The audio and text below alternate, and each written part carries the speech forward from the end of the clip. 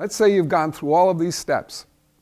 You've picked an issue, you've drilled down on it, you've gotten the current issue with your open public records request, you've gotten the evidence-based solution that you wanted, you shaped it for your town, you're ready to go in there now, you're cost effective and the whole works. Come in complimenting. That's the rule of this step. It's called a respectful presentation. And yes, you should be respectful. You should dress respectfully. You should speak to all of the members of the mayor and council or the school board with respect. You know why? Because if you give respect, you can command respect. But you need to have that kind of posture. If you come in, casually, you ran in from the track and you're going to say something, you're not going to get the same amount of respect. It's just human nature. So you come in respectfully. But it's good to find, and this is one of the things you look for when you look at the current policy that you got with the Open Public Records Law, to find if there's any part of it that you like or you can agree with, and compliment them on that first. And then say, we'd like to build on the policy that you have in place now. We found this practice that's got evidence of success and it's cost effective and it could fit with the current policy. So there's a way to make things happen, but it's best to come in complimenting, dress respectfully, be respectful, don't get drawn into a fight no matter what. This is really a fighting posture, this nonviolence strategy. It's a very powerful fighting strategy. That's why I said it's not just etiquette. But if you do it well, you'll be very powerful in getting results on your solution. Last step is called respectful pursuit. Now, respectful pursuit, that's where they just can't get rid of you, but nobody's losing their cool. It starts with this. Usually, if they don't want to adopt it, and sometimes even if they do, but they'll answer you after you've made your presentation. They'll say, Michael, that was a great presentation. You've really taken the time to research everything and to develop a good solution and to bring it to us like this. There needs to be more citizens like you. Next. And you're standing there and say, well, what happened with my solution?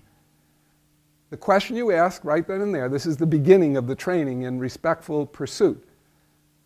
Can you please tell me, Mr. Mayor or Madam Council President, to whom, which expert in the city or which committee this proposal is being referred to, and when might we expect a response before this public body? It's very respectful, but it's holding their feet to the fire. It's saying, all right, you can go off and study it, but we want to know who's studying it and when it's going to come back here. And we'll be here. And the press knows that you said it's going to be here on that date. So now you are actually pushing them, but you're pushing them in a very respectful way. You may want to go before a board or a commission. Say you're proposing something that has to do with flood protection in the city. Well, you're going to propose it to the mayor and council, but if they're studying it, you might go to the planning board and say, I'd like to present this idea to you as well to get your feedback.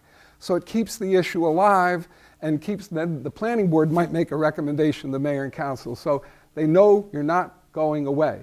That's the key to it. There are even more powerful things that you could do. You can actually go and join one of the boards or commissions. We have a full course on that called Appointed Office on the website. Take you half an hour and you'll figure out how to get appointed to a board or commission in your city. Or even join the political party, become a neighborhood representative of the party committee and try to get your solution up on their platform priorities. So there are power levers out there that you can use. And if you run out of power levers, you're going to come to the Law and Policy Task Force. They'll show you how to use political power. If you do your homework, this isn't something that's going to be easy, and you continue to just pursue, even just calling them up saying, look, if you need any answers, if you've been thinking about this and you need a little help, we'd be happy to get more information to you. Can you tell us what the status of your review is at this point? That constant, respectful pursuit. It's pressure, but it's not pressure with any nastiness whatsoever, and always with a willingness to help. So that's the A to Z of the 10 steps for no-blame problem solving. And if you follow this, you will be successful. We know this from evidence. As we said, citizens have passed over 300 local and county laws using this. Some of them have leveraged state action, and some have even had national impact. So citizens are very powerful if they understand the political and governmental process. And by following these steps and working through it, and you'll have continuing coaching as you go through each of your meetings, you are going to be every bit as powerful as any politician that you're coming in contact with. And you're going to not have agita. You know, one of the things that the no blame approach does is it gives you the ability to persevere. And I do want to warn you about one thing. You're going to need to persevere. These things don't happen overnight. You don't necessarily get quick, immediate response. But if you care and you pursue, it will happen. I'll say this one last thing to you. If you do those things, you're not only going to make your city a better city, you're going to go a long way to saving our democracy, because you're pioneers in this no-blame approach. We're in a world where there's nothing but ideological extremism, finger-pointing, blame game, politics, and nobody's dealing with the problems or coming up with the solutions.